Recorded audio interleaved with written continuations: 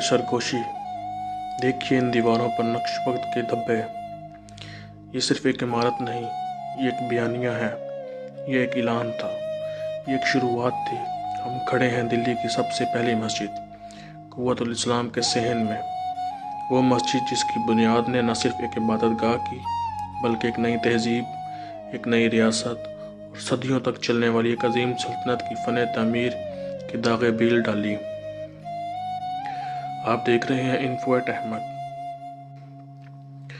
आज की सफ़रनामे गुफ्तगू में हम सिर्फ इमारत का रिकॉर्ड नहीं देखेंगे, हम ज़माने को देखेंगे, हम इनकलाब को देखेंगे, हम इंसानों के अज़म को देखेंगे, हम तब्दीली के इस तारीख़ी लम्हे को महसूस करेंगे जब हिंदुस्तान की सरज़मीन पर इस्लाम का पहला बाकायदा हुकूमती मरकज़ कायम हुआ और उसने अपनी पहली अज़ीमुल शान यादगार तामीर की। हमारी कहानी का आगाज़ सन 1192 ईस्वी में है। तराइन का दूसरा मार्का, पृथ्वीराज चौहान की अजीम फौज और महमूद गौरी के पुरअज़म लश्कर के आमने सामना होना। इस एक जंग ने शुमाली हिंदुस्तान के तारीख़ का रुख हमेशा के लिए मोड़ दिया। फतह महमूद गौरी की हुई और हिंदुस्तान की हुक्मरानी की बागडोर उनके एक वफादार गुलाम, एक नौजवान जर्नैल कुतुबुद्दीन ऐबक के हाथ में आई। लेकिन फतह सिर्फ जंग जीतने का नाम नहीं होता, फतह को कायम रखना होता है, इसे मनवाना होता है और इसके लिए महज फौजी छावनी काफ़ी नहीं होती। इसके लिए अलामत दरकरार होती है, एक ऐसी अलामत जो रियासत के नए मजहबी, सकाफती और सियासी तशख़्ख़ुस का ऐलान हो। कुतुबुद्दीन ऐबक को एक ऐसी ही अलामत तामीर करनी थी और उन्होंने इसके लिए जो जगह चुनी वो खुद एक अलामत थी, लाल कोट या दिल्ली का किला। यहीं पर राजपूत बादशाहों का दारुल-हुकूमत था। यहीं पर थे 27 हिंदू और जैन मंदिर,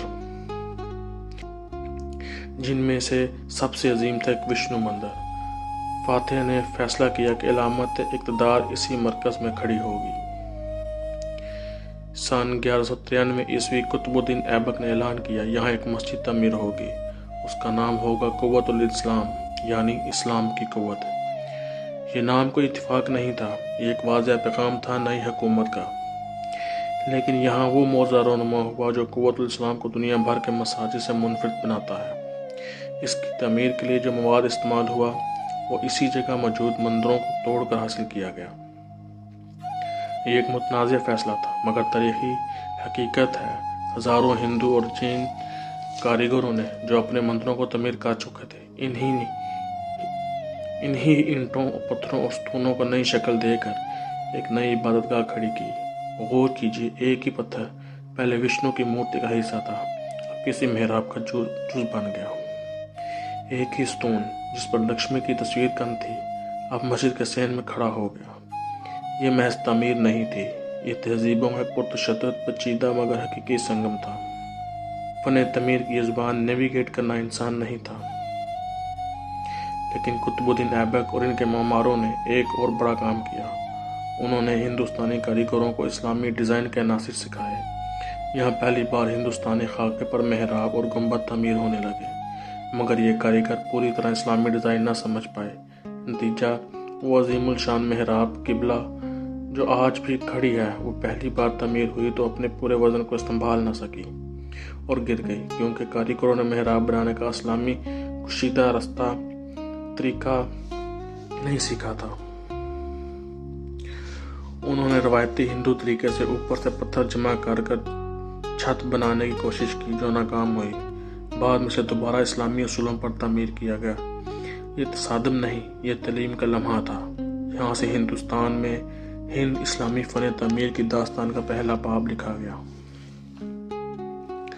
कुव्वत इस्लाम सिर्फ कुतुबुद्दीन ऐबक का ख्वाब नहीं था, यह ख़ानदान गुलामा की पूरी शनाख्त बन गई। ऐबक के जानशीन और दामाद सुल्तान शमसुद्दीन अल्तुतमिश ने इस मस्जिद को वसीयत दी। उन्होंने असल मस्जिद के तीनों तरफ पर शाहों यानी गुदरेज का इजाफा किया। मस्जिद का रकबा 3 गुना बढ़ गया। अल्तुतमिश खुद भी एक मुत्तकी बादशाह था। उन्होंने इसी मस्जिद के शुमाल मगरबी कोशे में अपना मकबरा तामीर करवाया। यह हिंदुस्तान में किसी मुसलमान हुक्मरान का पहला मकबरा था। देखिए, इक़्तिदार और इबादत, ज़िंदगी और मौत सब एक ही मुक़द्दस हदूद में सिमट आए। پھر آئے ایک اور عظیم بادشاہ علاؤدین خلجی۔ ان کے عزائم آسمان کو چھونا چاہتے تھے۔ انہوں نے مسجد کو اتنا بڑا کرنے کا ارادہ کیا کہ قطب مینار اس کے مرکز میں آ جاتا۔ انہوں نے علائی دروازہ تعمیر کرایا جو خود فن تعمیر کا شاہکار ہے۔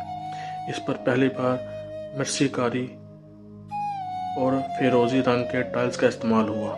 یہ دروازہ ایک نئے دور، ایک نئی شان و شوکت کا اعلان تھا، مگر وقت نے خلجی کے منصوبوں کا دھورا چھوڑ دیا۔ ان کی موت کے ساتھ ہی عظیم الشان توسیع کا کام رک گیا۔ ان کی نہ تمام عمارتیں آج بھی تاریخ کی اس موڑ کی گواہ ہیں۔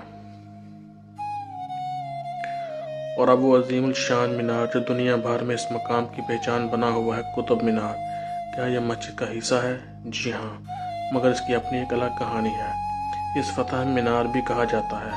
روایت ہے کہ اس کی بنیاد قطب الدین ایبک نے رکھی، مگر اسے مکمل کیا التمش نے۔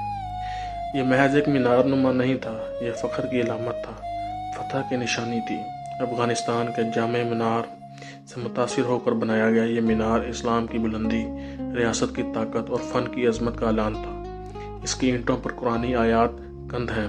اس کی 5 منزلیں ہیں، ہر ایک مختلف ڈیزائن کی۔ یہ دنیا کے اینٹوں سے بنا سب سے اونچا مینار ہے۔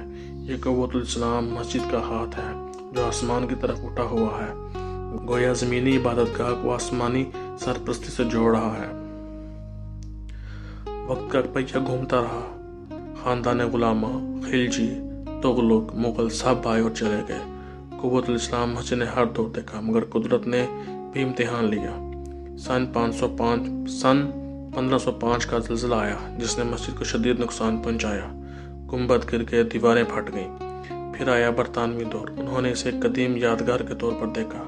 کچھ مرمت ہوئی، مگر اکثر انہوں نے اسے ایک رونمائی کھنڈر کے طور پر چھوڑ دیا جہاں پکنک منائی جا سکے۔ اس دوران بہت سے قیمتی پتھر اور نمونے غائب بھی ہوئے۔ آزادی کے بعد آرکیالوجیکل سروے آف انڈیا نے اس کی ذمہ داری سنبھالی۔ آج یہ عالمی ثقافتی ورثہ ہے۔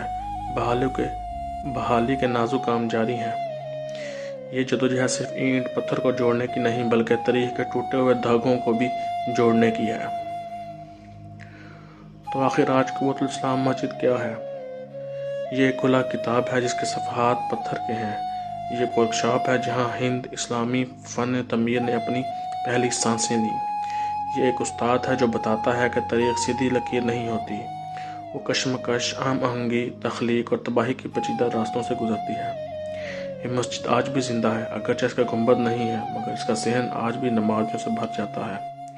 قطب مینار کے سائے میں آج بھی دعائیں قبول ہوتی ہیں۔ یہ صرف ماضی کا مظہر نہیں بلکہ حال کا ایک فعال حصہ ہے۔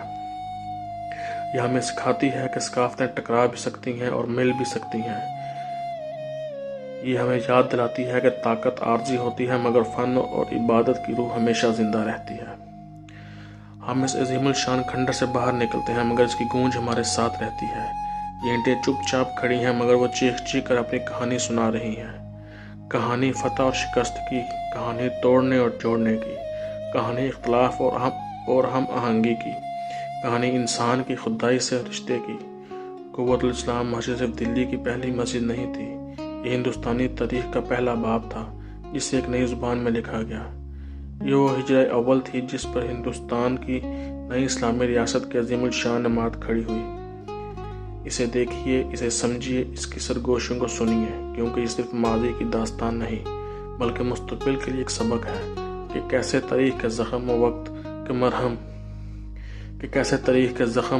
کے مرہم سے بھر جاتے ہیں اور کیسے انسان کا روحانی سفر پتھروں کی زبان میں بھی امر ہو جاتا ہے۔ اگر آپ کو ویڈیو اچھی لگی ہو تو info@ahmed کو سبسکرائب کریں اور اس ویڈیو کو اپنے فرینڈز اینڈ فیملی کے ساتھ شیئر ضرور کریں اور کمنٹ میں اپنی رائے ضرور دیجیے۔